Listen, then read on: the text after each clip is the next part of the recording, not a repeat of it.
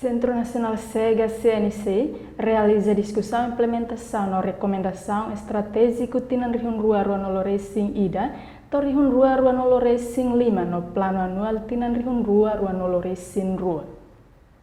Atividade de discussão e implementação na recomendação plano estratégico Tinan Rihun Rua Ruanoloresing Ida, to Tinan Rihun Rua Ruanoloresing 5 no plano anual Batinan Rihun Rua Ruanoloresing Rua, halau iha salão CNC antigo comarca dele, terça-feira Lorun Ruanoloresing Sia, fulang março Tinan Nei.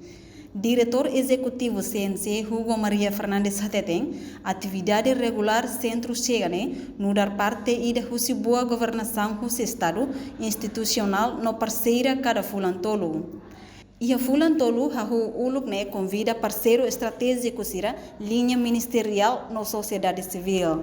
Atividade regular Centro Chegane no dar parte boa desse programa boa governação no sistema institucional, vamos parceria minha. E dane ami halo cada fulantol turno. Ia fulantol nilaram primeiro ne ami convida a parceiro estratégico, sempre chega no parceiro estratégico sira, mas se linha ministerial sira, organização social civil sira, ne bema durante ne halo serviço mútuo com sempre chega. E normalmente ia programa a atividade encontro parceria ne ami kuliah com sama kami halo mútuo. Por exemplo, sorse com a RTTL está assina nota de entendimento né sama atingindo aí 2021 e depois sama halo batina ainda nem mais kuliah nós parceiros essencial.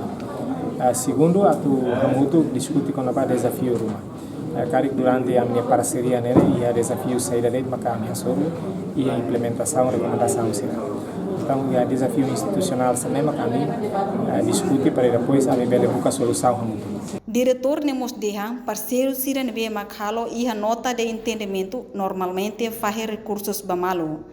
Participamos e atividade ne Diretor Executivo Conselho Imprensa Rigoberto Monteiro, Diretor Executivo Azar José Luiz Oliveira, Diretor Executivo ACEPOL Martinho Pereira, estudante no participantes Sira Celu. Reportagem Ana Rosária, Televisão Timor Post.